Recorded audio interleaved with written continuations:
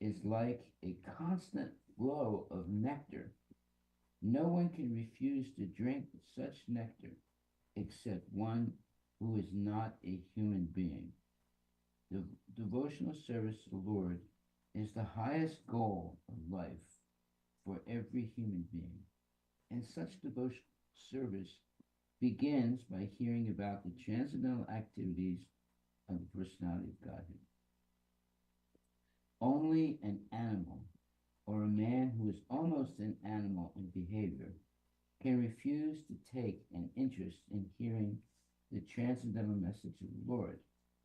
There are many books of stories and histories in the world, but except for the histories or narrations on the topics of the personality of Godhead, none are capable of diminishing the burden of material pangs. Pangs, again, means sufferings. Therefore, one who is serious about eliminating material existence must chant and hear of the transcendental activities of the personality of God. Otherwise, one must be compared to the non humans. Whoa. Well, if we take a look at the what you would call uh, mandatory books that kids have to learn, uh, they're all nonsense. When you go to school, there are books that kids have to learn or have to read, let's put it like that. And most of them are nonsense. Exactly. In fact, all of them are nonsense. They don't ask you to read anything about Krishna or Lord Rama. They're usually nonsense books, and they're written by uh, uh, materialistic people. So what do you expect? Kids grow up on a you would call it a diet of nonsense, rather a transcendental diet of inspiring pastimes of the Lord. Uh, so, of course, uh, children of devotees, the parents of devotees will try and read the transcendental literatures for the kids and have the kids read transcendental literatures like what we're doing now. But all the books that are mandatory to read in school are nonsense. And kids are misled by that type of nonsense. Therefore, it's not surprising that most kids today uh, are materialistic. They're not hearing anything about the Supreme Personality of Godhead. Okay, so here is the last verse of this chapter, Canto 3, chapter 13, text 50. But there's something here. I'm going to read it again because there's something that I'm going to talk about. The narration of the activities of the personality of God is like a constant flow of nectar. No one can refuse to drink such nectar except one who is not a human being. Devotional service to the Lord is the highest goal of life for every human being. And such devotional service begins by hearing about the transcendental activities of the personality of Godhead. Only an animal or a man who is almost an animal in behavior can refuse to take an interest in hearing the transcendental message of the Lord. There are many books of stories and histories in the world, but except for the histories or narrations on the topics of the personality of Godhead, none are capable of diminishing the burden of material pangs. Therefore, one who is serious about eliminating material existence must chant and hear of the transcendental activities of the personality of Godhead. Otherwise, one must be compared to the non-humans. Well, if you look at the reading list of books in elementary school, middle school, high school, and college, all the books are nonsense. You know, in the elementary school, you have books about dogs and you have books about all kinds of Dinosaurs. huh? Dinosaurs. Dinosaurs. Yeah. You know, there was this one devotee. Uh, he used to invite me to his house to have some spiritual discussions, and he was a very good devotee, and he had a son. So the first time I went to the house, the son was interested in Krishna consciousness, and he had, books about Krishna consciousness and so forth. The second time, about a year after that I went to their house to talk about Krishna, the little boy had a whole shelf, and it was pretty, big shelf of dinosaurs. And he had all books about dinosaurs, and all he could do was talk about dinosaurs. In other words, he went from Krishna to dinosaurs, you know, and his mind was overwhelmed by dinosaurs, and he knew, this is Brontosaurus, and this is the name of another one, and his whole consciousness was dinosaurs, and well, because it's something he learned in school, about dinosaurs, and he had a whole bunch of different types of dinosaur, images and things like that. So, and his parents were devotees, but they were letting him, go heads over tails for dinosaurs, unfortunately. So we have to be very careful. You see, there are very many incentives to take your mind away from Krishna. Many incentives. And they look attractive, and they look they don't look like it's dangerous. It looks like Enticing. Yeah. So we have to control what children learn. We shouldn't let them be, let's say, contaminated by sending them to schools where they're going to, instead of learning about Krishna, they learn about dinosaurs or learn about other nonsense things. Okay, so this ends the Bhaktivedanta purports to the third canto, 13th chapter of the Srimad Bhagavatam, entitled The Appearance of Lord Raha. Okay, I'm going. Are there any questions about anything that we've read so far in chapter 13? Because now we're going to chapter 14. Well, I just want to read this one thing again. We read it yesterday, but it's nice to hear it again. In the previous verse, chapter 49, verse 49, it says, nothing remains unachieved when the Supreme Personality of Godhead is pleased with someone. By transcendental achievement, one understands everything else to be insignificant. One who engages in transcendental loving service is elevated to the highest perfectional stage by the Lord himself, who is seated in everyone's heart. And in the purport, it says, as stated in Bhagavad Gita 10:10, the Lord gives intelligence to the pure devotees so that they may be elevated to the highest perfectional stage. Now, if I was a parent, and I haven't been a parent, and I read this, then I would say, wait a minute, I'm not going to get sidetracked or let my son or daughter get sidetracked by reading mundane literature.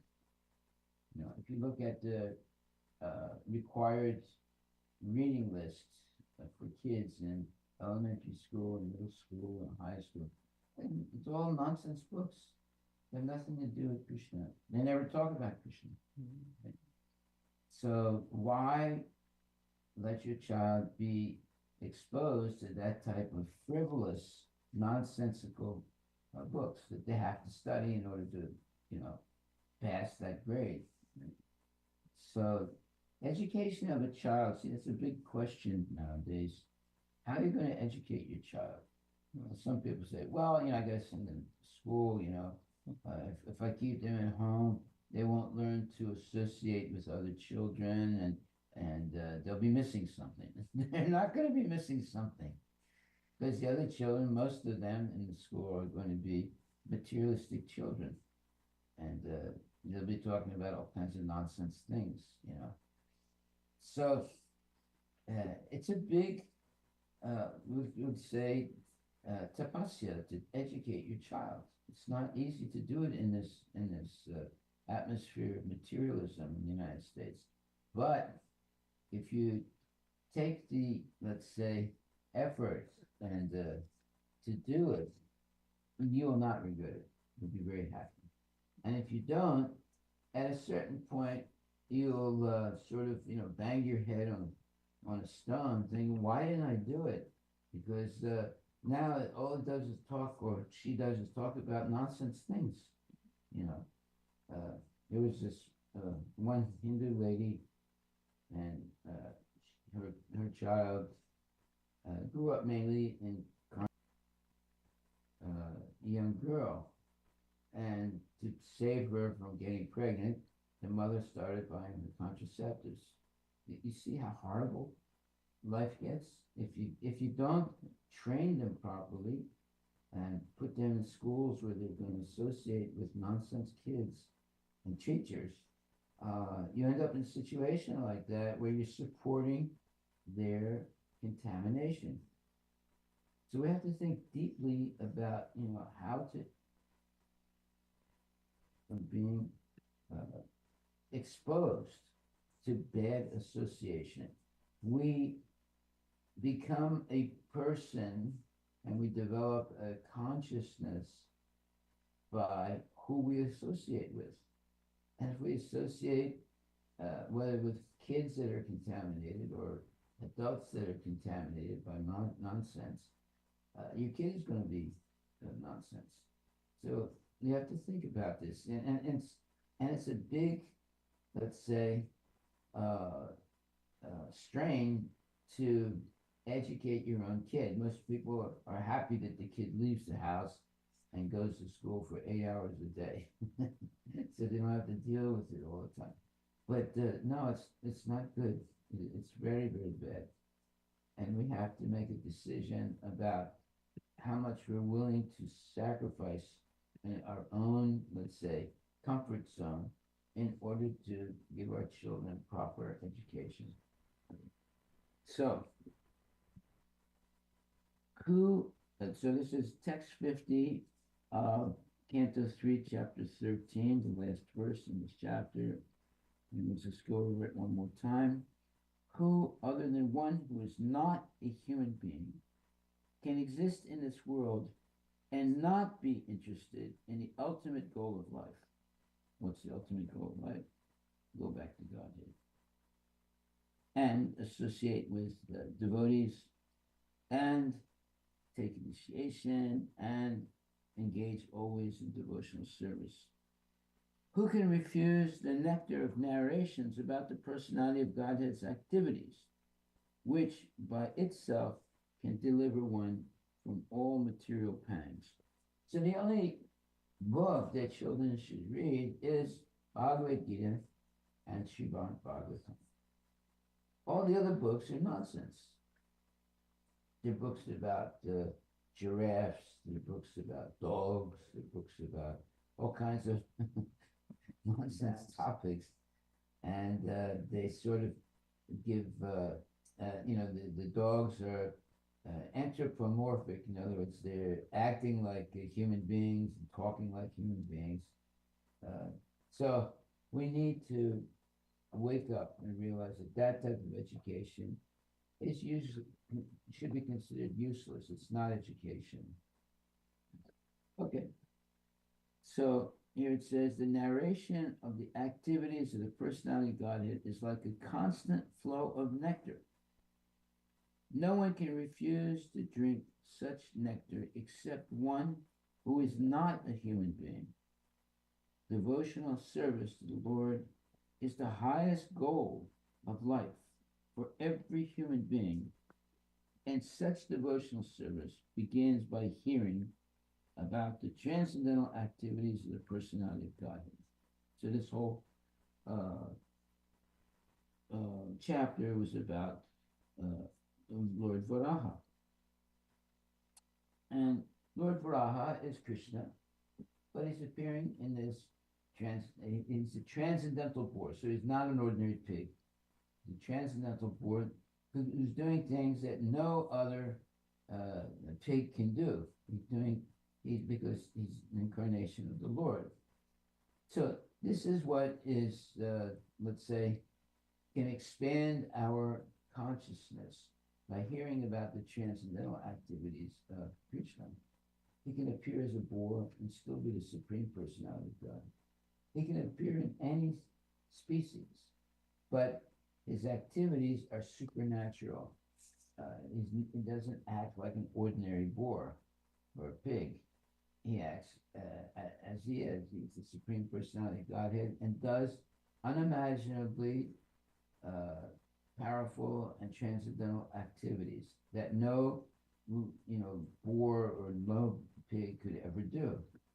So that's how we understand if someone is a incarnation of the Lord. They do transcendental activities that no one else can do. No one else can save the earth that has fallen down, the planet Earth has fallen down into the ocean, and pick it up and put it back in its orbit. No one else can do that. So it's not a pig. Lord Boar is this incarnation of the Supreme Personality of Godhead. Why? Because of the activity. His activity is something no one else can do. And it's full of transcendental potency. And that's the way you can recognize an incarnation of God. The incarnation of God can perform activities that no one else can do, because he or she has unlimited potencies. So the narration of the activities of personality of God is like a constant flow of nectar. No one can refuse to drink such nectar except one who is not a human being. Devotional service to the Lord is the highest goal of life for every human being. And such devotional service begins by hearing about the transcendental activities of the personality of Godhead. Only an animal or a man who is almost an animal in behavior can refuse to take an interest in hearing the transcendental message of the Lord. There are many books of stories and histories in the world, but except for the histories or narrations on the topics of the personality of Godhead, none are capable of diminishing the burden of material pangs. There it is. So when you read, stories about a dog, or stories about a giraffe, or stories about monkeys and things like that, it's not going to really help your kid or yourself. If you read it for your kid, you'll see it's completely mundane and has nothing to do with Krishna. So we shouldn't read books like that. But although those books are mandatory books that the kids have to read to pass their grades and go to the next level, but then you shouldn't even put them in the schools. You should just educate them at home. Now you might say, "Oh, I have to work. I don't have time." You should make time for your kids. What's more important than their education, especially in their most formative years? They get to be 5, 6, and get to be teenagers.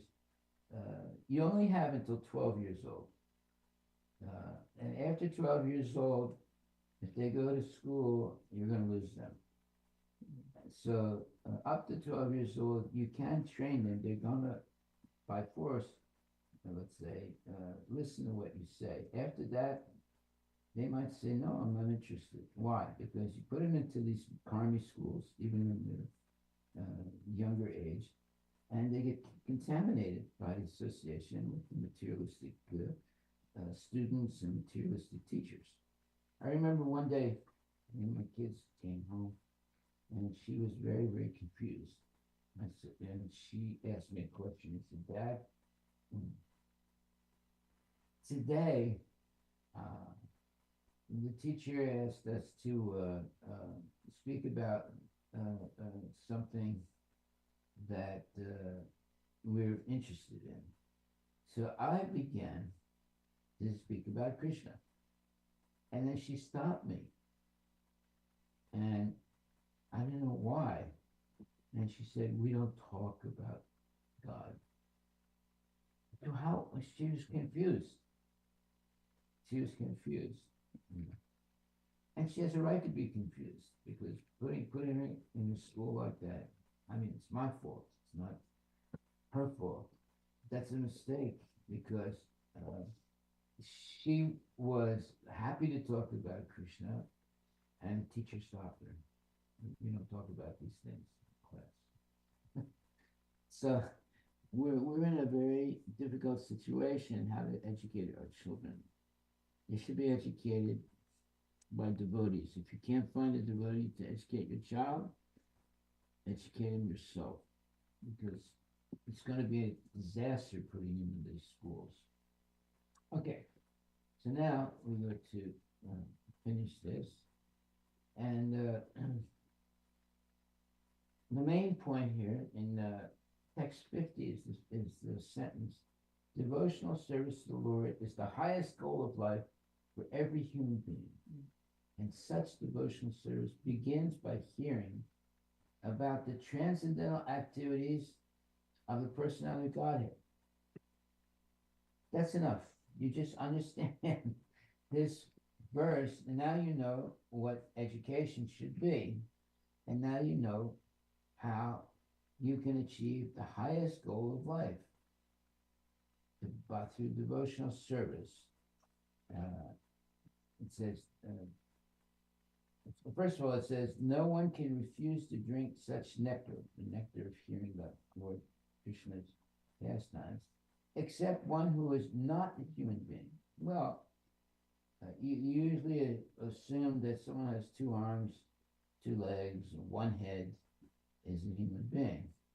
But if they're not drinking the nectar of Krishna consciousness and the nectar, a flow of nectar of the pastimes of Lord Bor, or other incarnations of the Lord, according to what Prabhupada is saying here, no one can refuse to drink such nectar except one who is not a human being.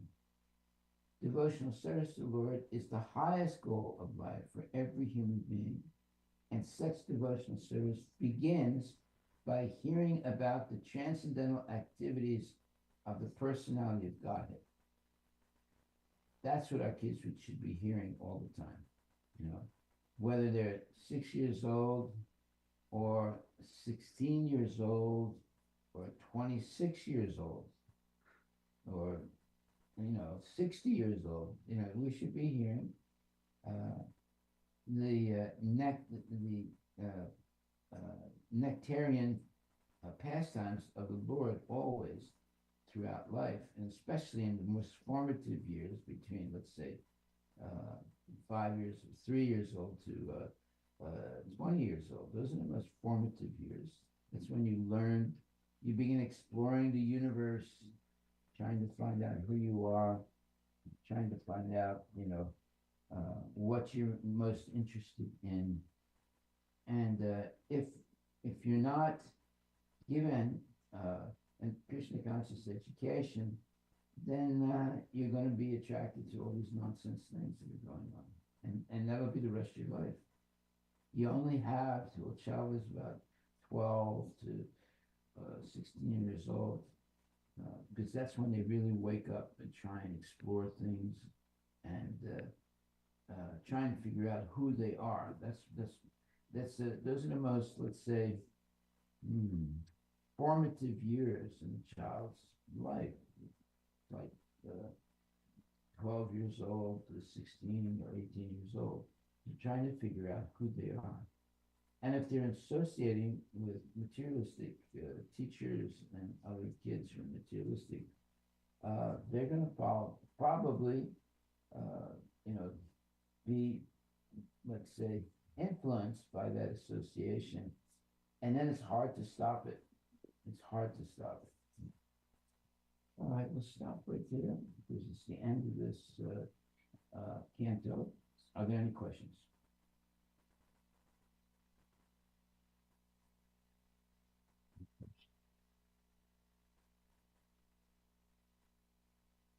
And now we'll start with chapter 14, the pregnancy of Diti in the evening.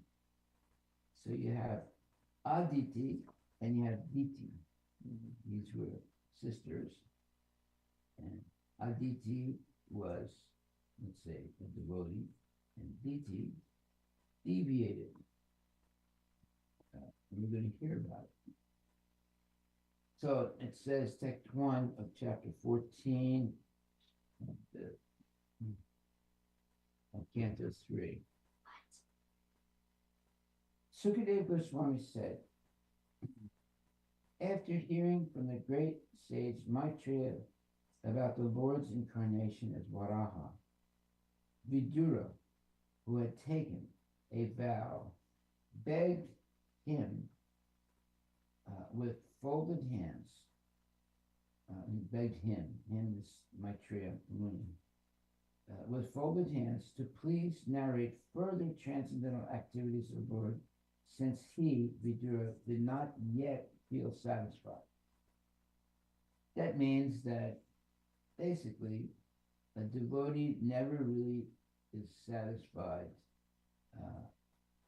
hearing the transcendental activities of the Lord. Now, what does that mean? It means that they're so enamored by hearing the pastimes of the Lord that they don't want it to stop.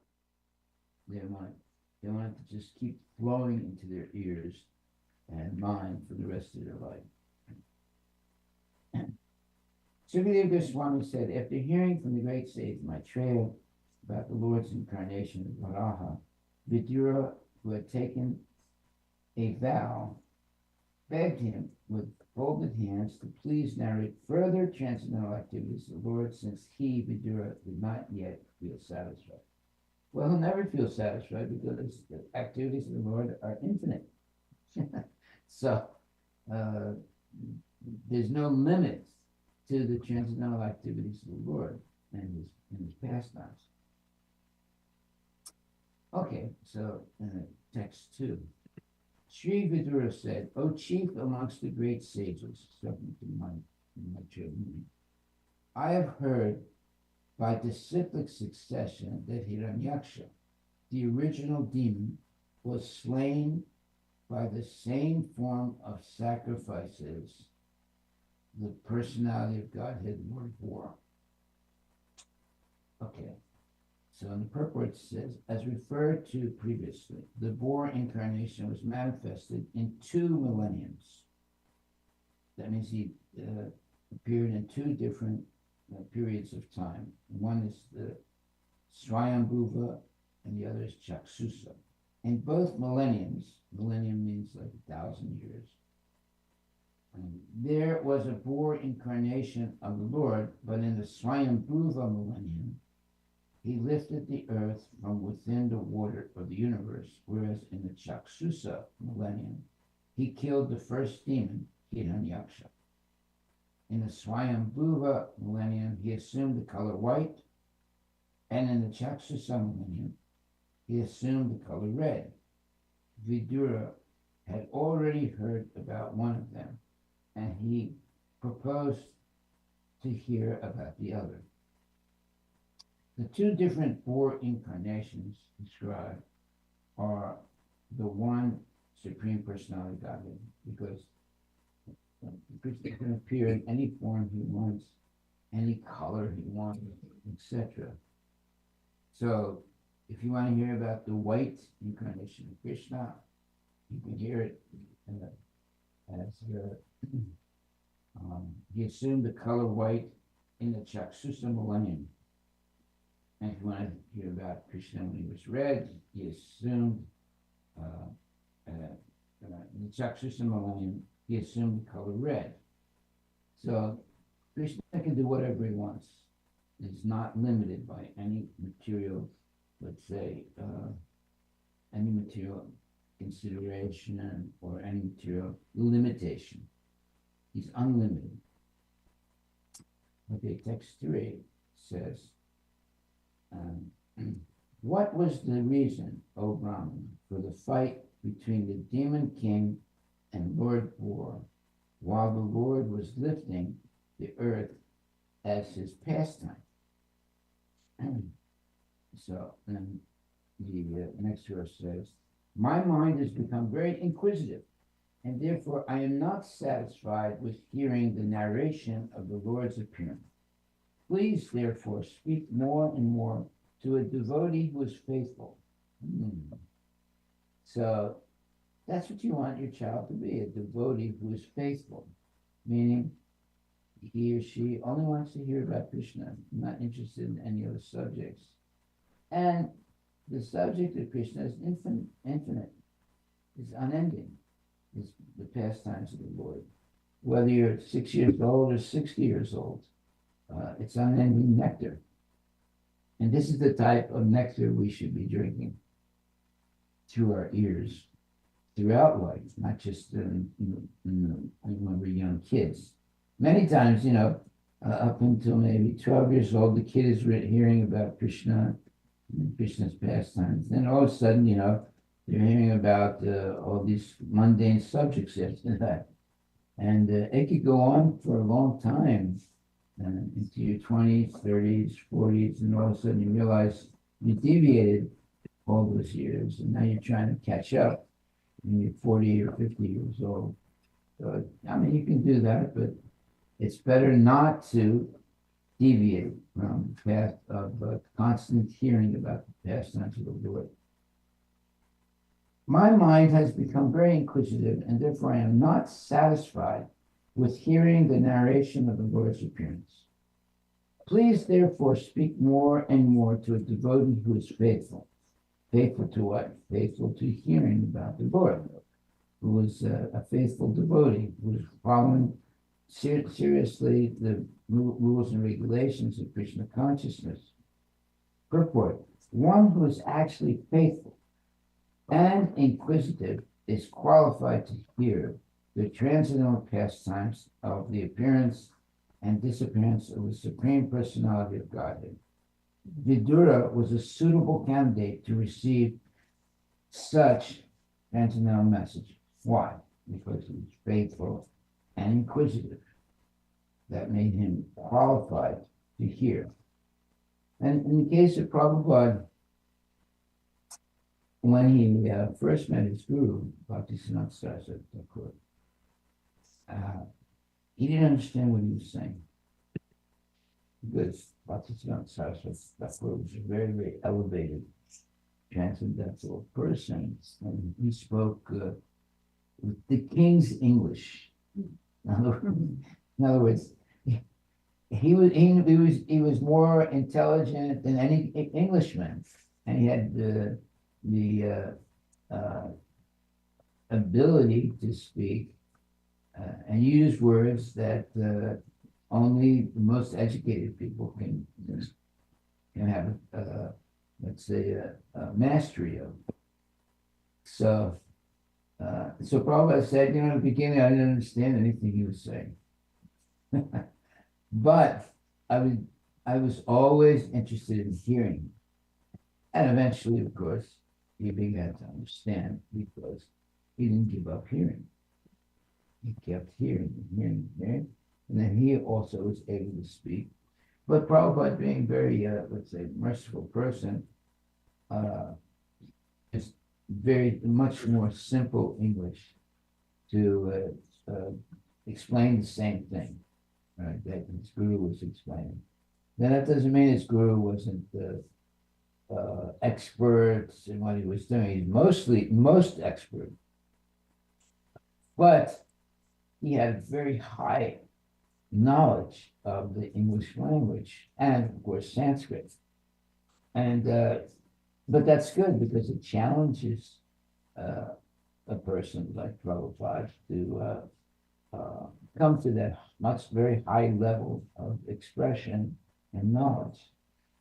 But Prabhupada, what he has done, knowing how most people are not able to understand, let's say, highly sophisticated words and things like that, he put everything into the most simple language so that anyone can understand it. You don't have to be a PhD to understand the things that Prabhupada has written.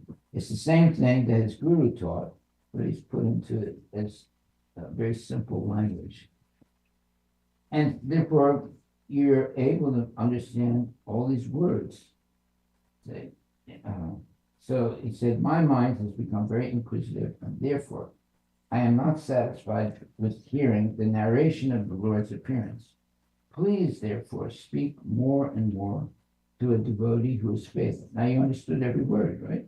There's no strange words there that you'd have to look up in the dictionary to understand. Purport by Srila Prabhupada. One who is actually faithful and inquisitive is qualified to hear and to hear the transcendental pastimes of the appearance and disappearance of the Supreme Personality of Godhead. So he says, faithful and inquisitive. That means that you're seeking and you're enthusiastic about hearing about Krishna. You've got the taste. When you have that type of taste, you are not interested in anything else. You want to hear, and because the Lord's pastimes are infinite, it never stops. That enthusiasm to hear about the Lord never stops. And then when you hear mundane things, you're not really interested, and you just like avoid it, and you just go back to what you have, that nectarian, the taste of that nectarian flow of pastimes of the Lord. And look, the Srimad Bhagavatam's huge book and literature. It takes a whole lifetime to read it. And that's what the Lord is. The Lord has infinite pastimes. So it will never end hearing the Lord's pastimes, because they're going on infinitely in the material and spiritual world. One who is actually faithful and inquisitive is qualified to hear the transcendental pastimes of the appearance and disappearance of the Supreme Personality of Godhead. Well, how can you teach your child to be faithful and inquisitive? Well, first of all, you have to be faithful and inquisitive. And you can train your child to be very faithful and inquisitive, to hear more and more about Krishna. If you're enthusiastic and you have a lot of patience and love for your child, you'll do everything to help them to be, let's say, to help them become inquisitive, to be interested in the subject of hearing about Krishna. It's because of your enthusiasm and your love for your child that you can also inspire them to be very, very enthusiastic to hear about the Lord, and not so enthusiastic about hearing mundane things. If you look at the required reading in elementary school, middle school, high school, you mentioned college, it's all nonsense. They're talking about dogs, and they're talking about elephants, and they're talking about giraffes, and they're talking about snakes and things like that, and all mundane subjects. Have you seen your children's books that they have to read in school? Recently he changed to there's some author Arusha, where Arusha the characters in the books are Indra. She has rewritten our Mahabharata in a novelistic way. Oh, Yeah. So he's spreading the he's very excited about it, and then he's inspiring other kids to read it. And he made his teacher to order more series, what? more books of the same series. So the teacher is the Hindu lady? No, It's an American. American lady, and It's not promoting any of it, Maharaj. It's pure in the form of Harry Potter, but it's Okay, they have okay. taken in all the names and it's not even true. philosophy. Yeah, it's not even It's like fiction. It's yeah, fiction. it's fiction. Yeah, that's the word. Yeah, but they have used Indra, Vishnu. Who's they? I mean Arusha, The the author. Oh, the author. Yeah. So it's he- their effort to somewhat bring Indian literature, but into the mainstream. It's like Mowgli, bro. How Yeah. how Disney has taken over some of our moral stories, right? So they Hmm. Well, is it bona fide? no. No. So they use names like Krishna, Balaram, Yes. but the topics are not bona fide. They kind of connected that way, Maharaj, but it's not authentic. Like Yeah, it's not in the tradition of Right. Sanatana Dharma. right. So they tried to imitate it like Greek philosophy Yeah. into the novels. Like, the earlier novels were all about Greek, Yeah. how the Europeans, the angels, all those Mercury, all that. So they tried to, now they are going to our scriptures to bring the stuff. Is it like Ace of Tables? Yeah, I don't know. Yeah, something like that. Yeah. Well, Aesop fables are educational. They're moral. So who has done this? Sorry, Maharaj? Who has done this? Her name is Arusha. Arusha. Yeah. She's an Indian. A-R-U-S-H-A. I'm not sure if she's. So it's Yeah, a very that's all. clever strategy. She's Clever. trying to Yes. to Americanize Yeah. the Indian, let's say, fables. And The author is Roshani Chokshi. It's a 2018 American fantasy adventure novel. fantasy. Right, That's the word. right. So it's something that's hodgepodge made up, but using names of Characters from the Hindu gods or whatever. yes. Well, it's a good try. I think at least get to hear the names of Ram, Vishnu. Yeah. Krishna. There's some element of good there, but Yeah. Very- the interpretation is not good. yeah. Or instead of reading Harry Potter or Percy Jackson. Harry Potter. Now the kids are getting excited to read these books. Uh-huh. Okay, well, let's see. It's inspired at least 3 kids around. Helena Parichita, you know from the results. Yes. So, do you know any kids that are following that type of curriculum? Your kid? Yeah, Abby loves reading those Those books. books? Yeah. And then he inspired 3 or 4 kids to do that. But is it helping his development of Krishna consciousness? Not sure, Maharaj. At least it's balancing his Really? reading. Yes. At least the teacher knows that he reads. All right, well, let's see. Something is better than nothing. Exactly. Not always, though. So, in other words, a bad deal is, it's better to give up a bad deal. If you make a bad deal, you'll regret it. Yes. Anyway, you'll find out. Helena Yes. Parichita. Okay.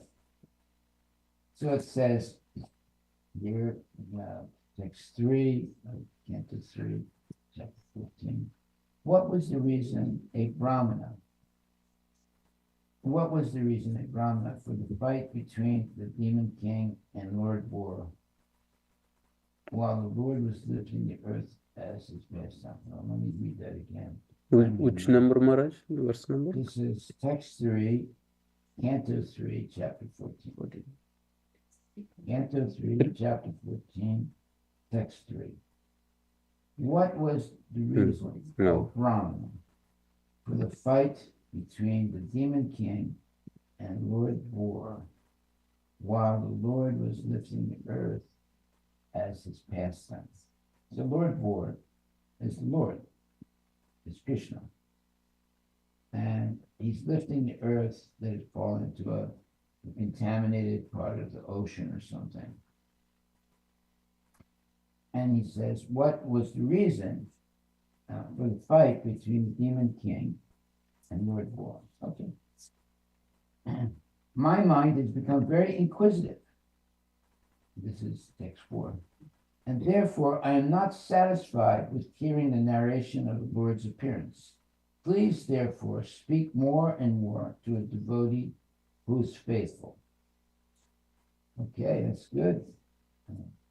So purport. One who is actually faithful and inquisitive is qualified to hear the transcendental pastimes of the appearance and disappearance of the Supreme Personality of Godhead. Vidura was a suitable candidate to receive such transcendental messages. Okay, so we should learn from this verse. We should be inquisitive and faithful. Faithful to what? Faithful to hearing only bona fide literature. So that's the question now. If what this lady has done, is it bona fide what she's done? Or is it something speculative? Fiction. It's just fiction. Yeah. It's just fiction. Fantasy. Everybody has a way of, coming up with a new way of presenting things. But old is gold. So the way Prabhupada is presented it. See, that's the thing, when you don't have a spiritual master, but you want to become famous, and you want to find some new way of presenting the subject matter. I always go by the principle, old is gold. Whatever the acharyas have done, it doesn't need to be improved or in any way, changed. The philosophy of Krishna consciousness is no change. It's presented as it is. That's why Prabhupada said, Bhagavad Gita, as it is, no change. But when people start changing things, it's a real, let's say, threat to understanding properly. Therefore, devotees do not change anything. They simply repeat what the acharyas have said. That way you know it's true. As soon as someone becomes smarter or more, let's say, sophisticated, and they try and present as ancient subject with some kind of new twist to it, there's always the chance of it being adulterated. And that's why we should not fall into that trap. Whatever the acharyas have said is eternally true and perfect. We don't have to change them. If we simply repeat what our acharyas, especially Srila Prabhupada, has said, you won't make any mistake. And people will be very enthusiastic if you are enthusiastic in presenting it as it is. But when someone begins to fictionalize the traditional knowledge, they can easily make mistakes, and you can easily be misled. So why take that chance? Real devotees, or really, devotees who are fully dedicated to following the previous acharyas, don't change anything. Why would you change something that's already perfect? unless you want to have name and fame, to come up with a new twist or a new theory. And this is what happens all the time, people to establish their own, let's say, parampara, they come up with new theories. And they present it as if it's the absolute truth. But the absolute truth is what was originally spoken by Krishna. And if you simply repeat what was originally spoken by Krishna, then there's no mistake in it. And millennium after millennium, the same thing will be presented, and the same effect will be there. People will become devotees. Now, for the Bhagavad Gita was translated into English beginning in the 16th century, around that time, 15th, 16th century. And there were hundreds of translations of Bhagavad Gita, and nobody became a devotee. Nobody became a devotee by reading all those translations of the Bhagavad Gita. It's only when Prabhupada presented the Bhagavad Gita yata root, as it is, that people started becoming devotees. And this is a fact. No one became a devotee. I mean, they read it, like Emerson read it, and Thoreau read it, all these big, Englishmen, writers, but they didn't become devotees, and the people that read their translations didn't become devotees. It's only when a bona fide devotee, like Prabhupada, who's a transcendental person, he comes and writes the Krishna book, and then Srimad Bhagavatam and all, Bhagavad Gita as it is. That's important, that as it is. In other words, he didn't put any of his own opinions into what he wrote. He simply repeated what the acharyas have said and what Krishna originally said. So Krishna originally speaks, and then the acharyas, they repeat word for word what Krishna has said. It's the same thing. And here comes Prabhupada, and he's simply repeating also. So that's not what you would consider to be, what's the word that they use when you repeat something that someone else has said? Paraphrasing. Not paraphrasing, but Plagiarism. yeah, Plagiarism. yeah, Plagiarism. plagiarism. Yes, that's not false or bad. If you repeat what the previous acharya said, you can maybe put it in your own words, but you're simply following what the acharyas have said. But the best thing is just keep it in the words of the acharya. Oftentimes I've thought myself, why write a book? Just simply talk about what Prabhupada has written. Then there's no mistake. Or if you're going to write something, you have to be very careful not to make a mistake and deviate from what Prabhupada has said. You might want to use it in your own language, but the best thing is just read what Prabhupada said. Why? We're reading this. You have to write another book on this same subject. Not really. But you could rather spend all your time trying to understand what is being said here, and simply repeat it. Okay. So by hearing these topics from the sage Narada, the son of King Ganapada, Dhruva was enlightened regarding the personality of Godhead, and he ascended to the abode of the Lord, placing his feet over the head of death. Whoa. While quitting his body, Maharaj Dhruva, the son of King Uttanapada, was attended by personalities like Sunanda and others, who received him in the kingdom of God.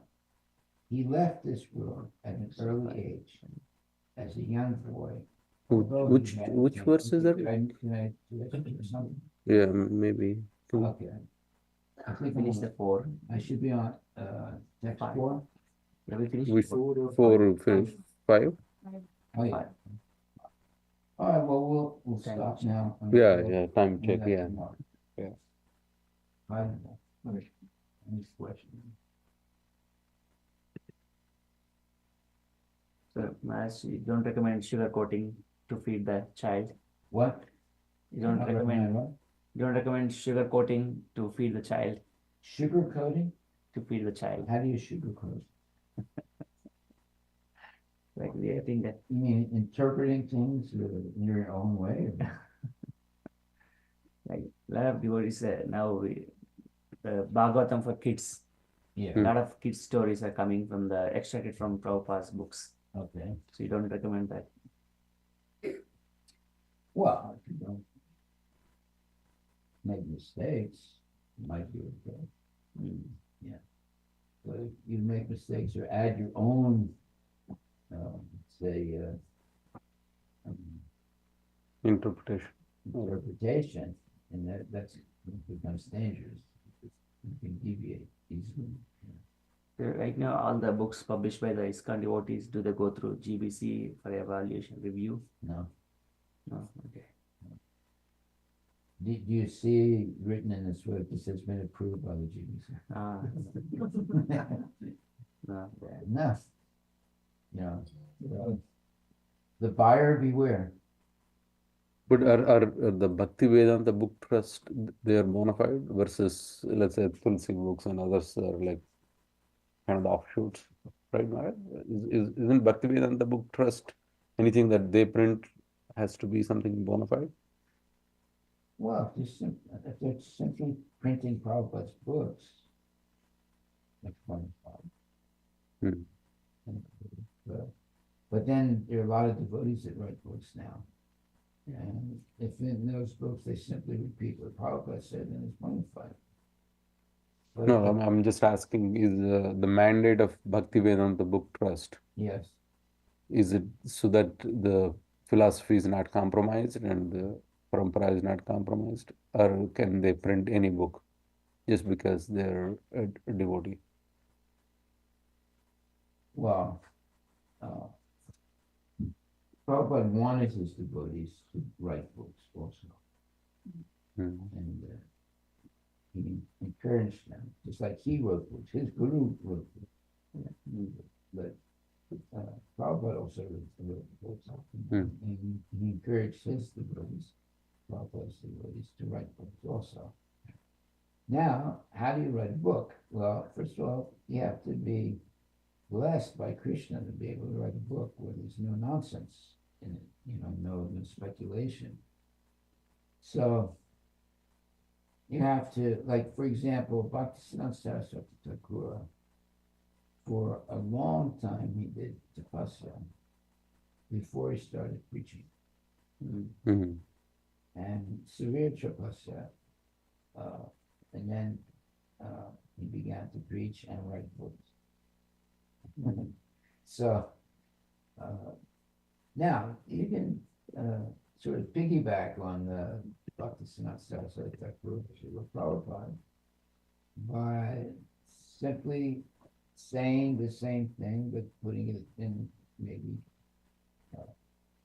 simpler language or whatever, but the same points are being made in the same way. So that's more safe than going into flights of interpretation. So that's always very dangerous, to interpret things in your own way. So when Professor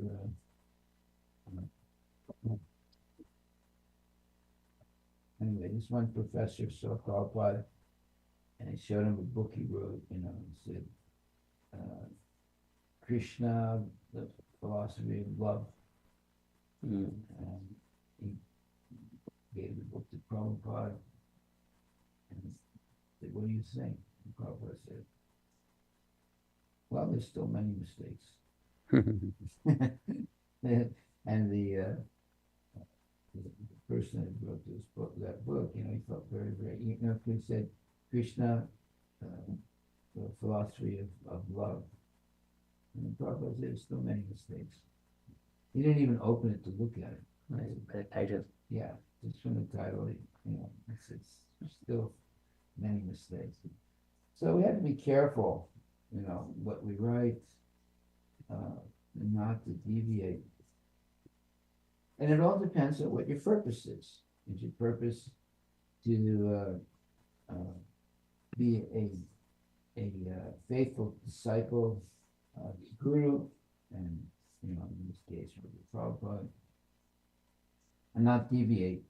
Just like Prabhupada, he was a faithful disciple of his Guru. He never deviated in any way from what his Guru wrote. He simply put it in own words, but it was the same message. Krishna is the supreme personality. So it's hard to, let's say, not deviate from the original acharyas. It's easier to write something new. You write it yourself, right? But to simply repeat what they've said, maybe using a few different words, but it's the same message. Some people think this is not creative writing. They want to create something. So it's better just to repeat what's been said, or just spend the rest of your life explaining to others what the acharyas have written. You don't have to even write a book. You just repeat what they said. Or if you write a book, again, you just repeat what they've said. It's okay. So Prabhupada did want his disciples to write books. But there's the danger of deviating, going off. You say, "Well, I got a new theory, about this thing," and all of a sudden you've deviated. I met this one priest, an Armenian priest, and we were friends, And one day he called me. He was all excited. He said, "I have a new interpretation of the Bible." And he was very, very excited about it. Well, why? Because he wants to get name and fame, give a new interpretation of the Bible. So that's where you can easily deviate and go way off the rails. And you don't want to go there. It's better just to repeat what the acharyas have said. Haribol. Thank you very much for going to One challenge I see, Maharaj, that if we listen those non-bona fide scripture or the TV serial or the movies, it's very difficult. Comic book, very difficult to unlearn, take it out from the brain. Most people learn about Vedic philosophy and things by what's it? It's the name of the comic book. Amar Chakra. Amar Chitra Kada. They learn from that. It's very simple, but you're not going to get the real message of reading that. So it's better to hear bona fide gurus speaking the Vedic knowledge. And if you have a question, you can ask a question, right? But if you just read Amar Chitra Katha, you're not really going to get a clear understanding of what is genuine Shastric knowledge. It's an entertainment. It's just like watching television. It's entertaining. When we grew up, Maharaj, there were some TV serials like Ramayana, Mahabharata were very popular, but they were not bona fide. Yeah. So they made a lot of mistakes, but those impressions are still with me, because we have seen from childhood, this every week we are watching that. Yeah.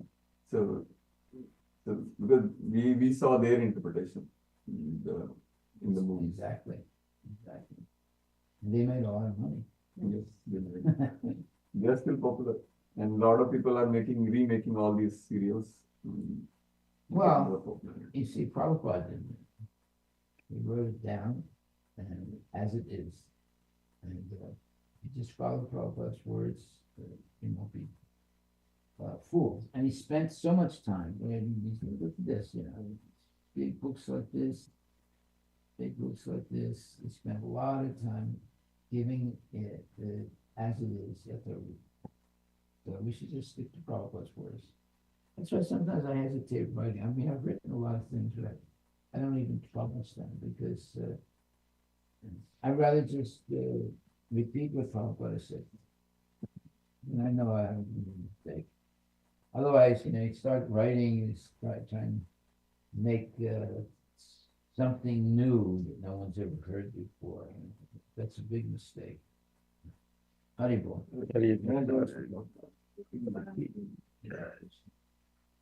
Hare Krishna, dear devotees. Any questions? If not, we'll see you tomorrow.